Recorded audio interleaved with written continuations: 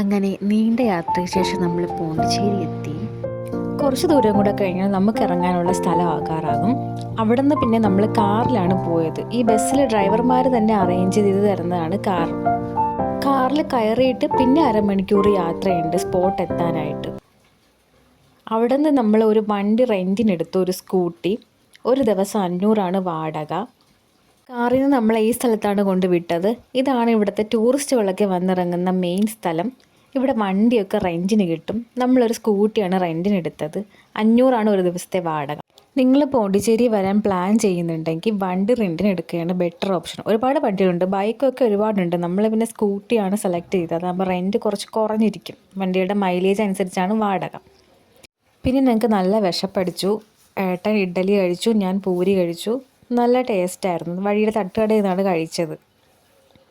പിന്നെ നമ്മൾ റെസ്റ്റോറൻറ്റ് അന്വേഷിച്ച് ഇറങ്ങി. എക്കോട്ടിവ എന്ന് പറയുന്ന റെസ്റ്റോറൻറ്റിലാണ് നമ്മൾ കയറിയത്.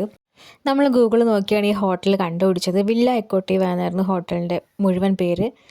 പുറമേ നോക്കിയപ്പോൾ കുഴപ്പമില്ല എന്ന് മാത്രമാണ് തോന്നിയിരുന്നത്. പക്ഷേ അകത്ത് കയറിയപ്പോൾ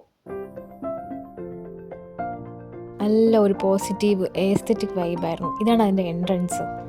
നമ്മൾ വെയിലത്ത് ഭയങ്കര ചൂട് പൊരി വെയിലത്ത് നിന്ന് കയറി വന്ന് നമുക്ക് അവിടെ കയറിയപ്പോൾ തന്നെ ഭയങ്കരമായിട്ട് ഒരു തണുപ്പടിച്ചു. സൈഡിൽ ചെറിയൊരു കുളം പോലെയൊക്കെ ചെയ്തിട്ടുണ്ടായിരുന്നു. അതിൽ കുറേ മീനൊക്കെ ഉണ്ടായിരുന്നു. പിന്നെ അവിടെ ഒരു ബുദ്ധൻ്റെ സ്റ്റാച്ചു വെച്ചിട്ടുണ്ടായിരുന്നു. അവിടെ കൂടെ ഇങ്ങനെ വെള്ളം കൂടെ കാണാൻ നല്ല രസമുണ്ടായിരുന്നു. നല്ലൊരു പ്രത്യേക വൈബായിരുന്നു. എനിക്ക് ഏട്ടനും ഒരേ പോലെ ഇത് ഇഷ്ടമായി. ഇതാണ് അതിൻ്റെ ഫുൾ വ്യൂ. അതിൻ്റെ പ്രത്യേകത എന്താണെന്ന് വെച്ചാൽ ഇത് പെയിൻ്റ് ഒന്നും അടിച്ചിട്ടില്ല. ഫുള്ളെല്ലാം സിമെൻറ്റിലാണ് ചെയ്തേക്കുന്നത്. തറയായാലും അവർ ടൈലൊന്നും ഇട്ടിട്ടില്ല. ബെഡാണ് ഞങ്ങളുടെ ബെഡ്റൂം. മേൽക്കൂരയൊക്കെ നോക്കിയാൽ ഫുള്ള് സിമെൻ്റാണ്. വേറൊന്നും അവർ ചെയ്തിട്ടില്ല. എനിക്ക് തോന്നുന്നു അതായിരിക്കും അവിടെ ഭയങ്കര തണുപ്പെന്ന്. ഇതാണ് അവരുടെ സ്പെഷ്യാലിറ്റി ആയിട്ട് എനിക്ക് തോന്നിയത്, എടുത്ത് പറയേണ്ടത്. പിന്നെ നമ്മൾ കുറച്ച് നേരം കിടന്നുറങ്ങി. പിന്നെ എണീറ്റ് കുളിച്ച് ഫ്രഷായി അവിടുത്തെ ഫേമസ് സ്ഥലമായ പോണ്ടിച്ചേരിയിലെ ഏറ്റവും ഫേമസ് സ്ഥലമായ വൈറ്റ് ടൗൺ അഥവാ ഫ്രഞ്ച് കോളനി, അവിടെ നമ്മൾ വന്നു. ഒരു യൂറോപ്യൻ കൺട്രീസിൻ്റെ ഒരു വൈബായിരുന്നു അവിടെ കിട്ടിയത്. ബോഗൻവില്ലയൊക്കെ നല്ലപോലെ പൂത്തിട്ടുണ്ടായിരുന്നു.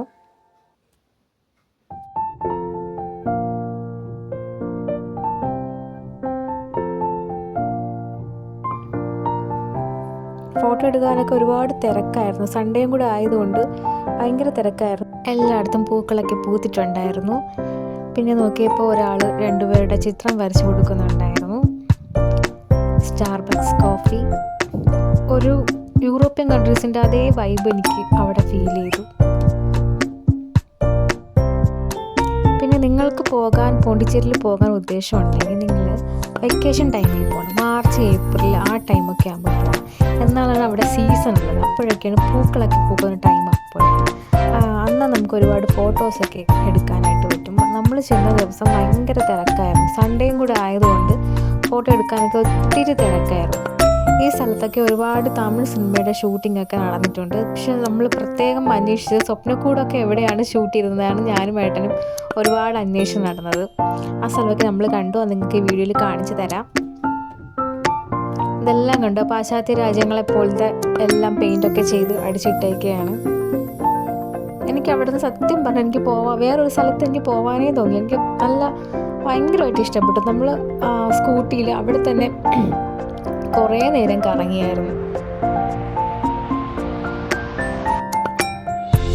കണ്ട പൂക്കളൊക്കെ പൂത്ത് നിൽക്കുന്നത്. ഇതിനകത്തൊക്കെ ഒരു കഫേയാണ് കേട്ടോ. ഇതിനകത്തെല്ലാം ഓരോരോ കഫേസാണ്. ഇവിടെ നിന്നൊക്കെ നമ്മൾ ഇറങ്ങി ഫോട്ടോ എടുത്തിട്ടുണ്ടായിരുന്നു.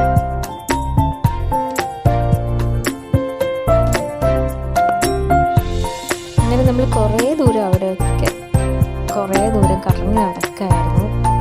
ആ ഫ്ലവേഴ്സൊക്കെ പൂത്തിക്കുന്ന കാണാൻ നല്ല ഭംഗിയായിരുന്നു. എത്ര കണ്ടാലും മതിയായിരുന്നു. ഈ സ്ഥലം നിങ്ങൾക്ക് ഏതെങ്കിലും സിനിമയിലൊക്കെ കണ്ട് പരിചയമുണ്ടെങ്കിൽ താഴെ കമൻറ്റ് ഇടുക. ഒരുപാട് തമിഴ് സിനിമയുടെ ലൊക്കേഷനാണ് ഇത്.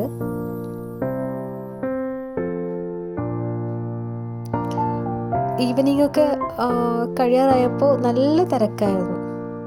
സൺഡേയും കൂടെ ആയതുകൊണ്ട് നല്ല തിരക്കായിരുന്നു ഫോട്ടോയൊക്കെ എടുക്കാൻ. നമ്മളിവിടെ കുറേ നേരം വെയിറ്റൊക്കെ ചെയ്തിട്ടാണ് ഫോട്ടോ എടുത്തത്. പിന്നെ നമ്മൾ ഇടയ്ക്ക് വെച്ച് ബിരിയാണി കഴിച്ചു. പിന്നെ വീണ്ടും നമ്മൾ ഫോട്ടോ എടുക്കാനായിട്ട് വന്നു. അപ്പോഴും തിരക്കായിരുന്നു. പിന്നെ കുറേ നേരം വെയിറ്റ് ചെയ്തിട്ടാണ് ഇവിടെ നിന്നൊക്കെ ഞാനും ഏട്ടനും കൂടി ഫോട്ടോ എടുത്തത്. ഇതൊരു കഫേയാണ്.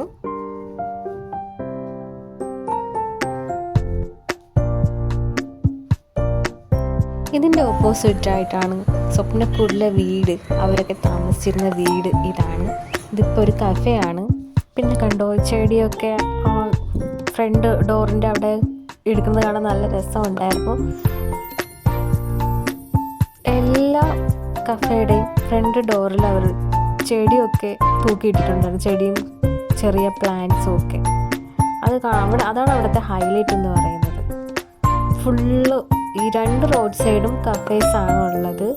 അവിടെ ഫുള്ളും ഇതുപോലെ ചെടികൾ കൊണ്ട് നിറഞ്ഞിരിക്കുകയാണ്. നമ്മൾ പോയത് സമ്മർ സീസൺ കൂടെ ആയതുകൊണ്ട് എല്ലായിടും പൂക്കളൊക്കെ പൂത്തിട്ടുണ്ടായിരുന്നു.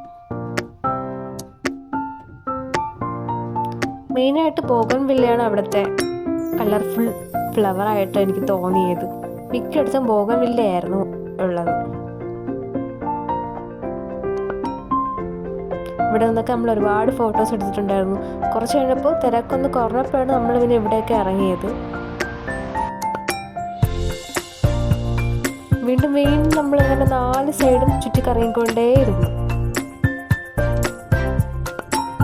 ഇവിടെ വെച്ചും കുറേ ഫിലിംസൊക്കെ ഷൂട്ട് ചെയ്തിട്ടുണ്ടായിരുന്നു. സ്വപ്നക്കൂടിലെ ചില പോർഷനൊക്കെ ഈ ഭാഗത്തു നിന്നൊക്കെ ഷൂട്ട് ചെയ്തിട്ടുണ്ടായിരുന്നു. കുഞ്ചാക്ക പോകും, മീര ജാസ്മിനെ കാണുന്നതൊക്കെ. പിന്നെ നമ്മൾ അവിടുത്തെ റോക്ക് ബീച്ചിലോട്ട് പോയി. ഈ ബീച്ചിൽ തന്നെയാണ് ഭാവന ക്ലൈമാക്സിൽ വന്ന് വീഴുന്നത്. ഈ ബീച്ചിൽ നിന്നുകൊണ്ട് തന്നെയാണ്. അതിൻ്റെ പാലമൊക്കെ അങ്ങ് ദൂരെ നിന്ന് നമുക്ക് കാണാൻ പറ്റുന്നത്. ഇതാണ് ആ പാലം.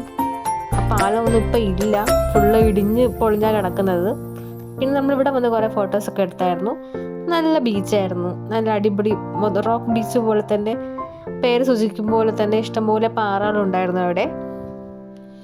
ഞാൻ പറഞ്ഞിട്ടുണ്ടായിരുന്നല്ലോ എനിക്ക് ഏട്ടനും കടൽ ഭയങ്കര ഇഷ്ടമാണെന്ന്. ഞാനും ഏട്ടനും കുറേ നേരം അവിടെ ടൈം സ്പെൻഡ് ചെയ്തു.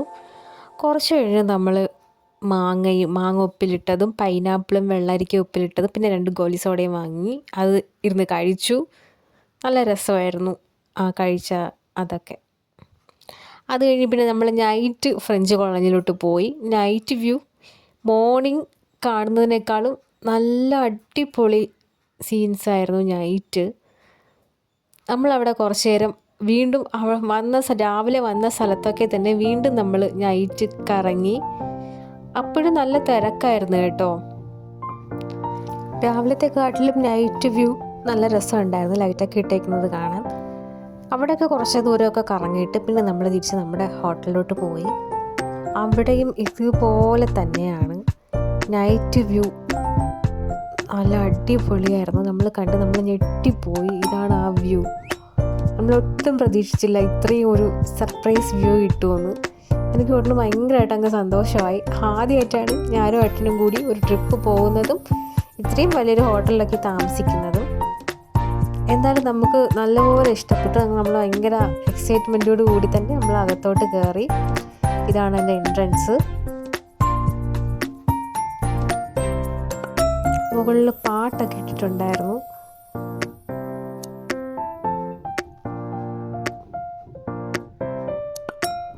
ഞങ്ങളുടെ റൂം താഴെയായിരുന്നു കേട്ടോ, മുകളിലെല്ലാം ഫില്ലായിരുന്നു.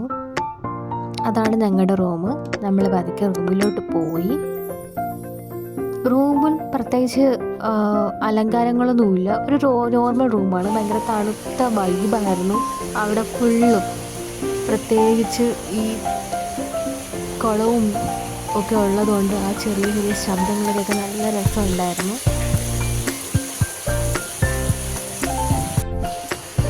ഞാൻ പുറത്തിറങ്ങി കുറേ നേരം അവിടുത്തെ വീഡിയോ ഒക്കെ പിടിച്ചു. എത്ര വീഡിയോ എടുത്തിട്ട് എനിക്ക് മതിയായിരുന്നു. അത്ര കൺകുളിർക്കുന്ന കാഴ്ചയായിരുന്നു ഏറ്റവും നല്ല എൻ്റെ ലൈഫിൽ തന്നെ. പിന്നെ നമ്മൾ അവിടുത്തെ ഫുഡൊക്കെ തന്നെ ഓർഡർ ചെയ്തു, കഴിച്ചു. നമ്മൾ ഫ്രൈഡ് റൈസും പെരി പെരി ചിക്കനും കൊഞ്ചൊക്കെയാണ് കഴിച്ചത്. അപ്പോൾ ബാക്കി അടുത്ത വീഡിയോ കാണാം.